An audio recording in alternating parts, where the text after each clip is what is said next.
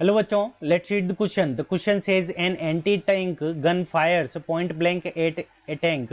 The burst of shell on the tank is observed by the tank crew after 0.6 second. The sound is heard 2.1 second after the shot is fired. If the velocity of sound is 340 meter per second, find the distance between the tank and the gun. Also find the velocity of the shell. ठीक है बच्चों, so हमें क्या निकालनी है, velocity of cell और यहाँ पे दोनों के बीच की डिस्टेंस निकालनी है। तो ये हमारा पास में यहाँ क्या हो गई, एंटी टैंक। ये एंटी टैंक गन है और यहाँ से क्या किया जाता है कि टैंक के ऊपर, और यहाँ पे हमारा कोई टैंक है, इसके ऊपर क्या किया जाता है, पॉइंट ब्लैंक यानी सीधा फायर किया जाता है। सो यहाँ से हमारा ये हो गया टैंक।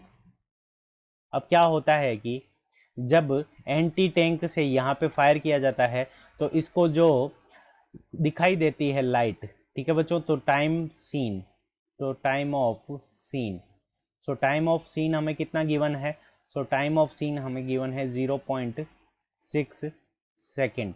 और टाइम ऑफ हियरिंग, ठीक है बच्चों, टाइम ऑफ हियरिंग यानी उसको जो साउंड हियर्ड होती है तो उसका जो टाइम गिवन है वो हमें कितना गिवन है, 2.1 सेकेंड।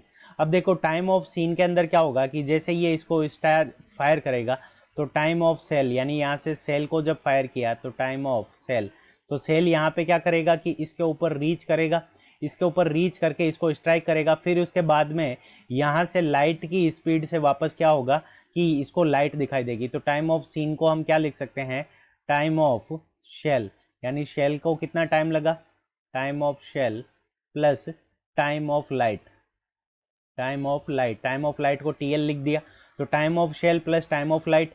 और टाइम ऑफ हियर्ड के अंदर क्या होगा कि टाइम ऑफ शेल यानी शेल को वहाँ पे स्ट्राइक करने के अंदर, तो time of shell plus time of sound, time of sound यानी वापस यहाँ से स्ट्राइक करने के बाद में जब साउंड वापस जाएगी तो उसका टाइम पीरियड ये हो जाएगा। तो हमने क्वेश्चन को समझ लिया। अब इस क्वेश्चन को करने के लिए जो हमारा की कंसेप्ट होगा वो हम देख लेते हैं।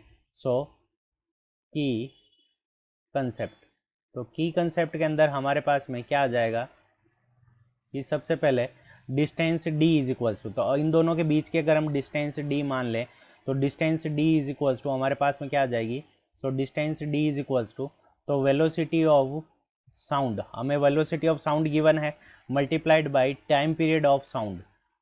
सो यहाँ से हमारे पास में डिस्टेंस आ जाएगी और फिर हमें क्या निकालनी है, वेलोसिटी ऑफ सेल।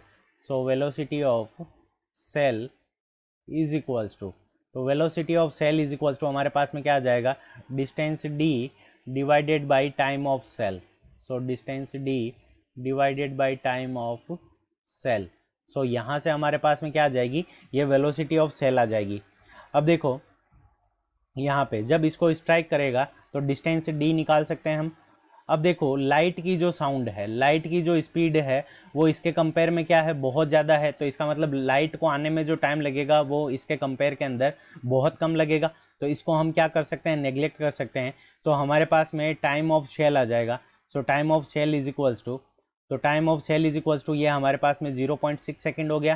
तो टाइम ऑफ साउंड हम निकाल सकते हैं यहाँ से क्योंकि टोटल हियरिंग का टाइम गिवन है। सो time of cell is equals to 0.6 plus time of sound यानी साउंड को वापस आने में जो टाइम लगेगा, और इन दोनों का जो सम है वो हमारे पास में कितना है, 2.1। सो यहाँ पे time of sound is equals to हमारे पास में कितना आ जाएगा, 2.1 माइनस 0.6। सो यहाँ से हमारे पास में जो टाइम ऑफ साउंड, साउंड को आने में जो टाइम लगेगा वो 1.5 सेकेंड। सो यहाँ से वेलोसिटी ऑफ साउंड हमें गिवन है क्वेश्चन के अंदर, तो यहाँ से हमारे पास में 340 multiplied by velocity of sound ये कितनी है, 1.5।